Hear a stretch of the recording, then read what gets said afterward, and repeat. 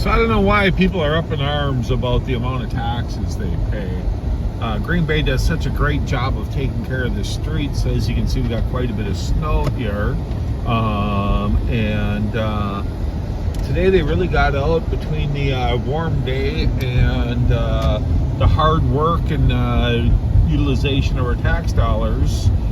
They really got out and cleaned the streets up well for us. So yeah, it's perfect. I really don't understand why anybody would be upset. The maintenance is just so perfect. So, oh boy, these are snow covered. Let's see.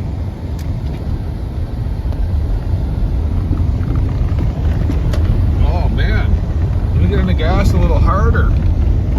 Oh, I don't know if I can get through here. Up. Come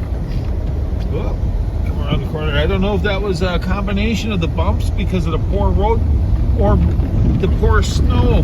I think they may have brought a farm tractor and a disc through here, because they certainly didn't clear the road. But you know, hopefully one of these large ice chunks won't go through my radiator. But again, I don't understand why people are upset.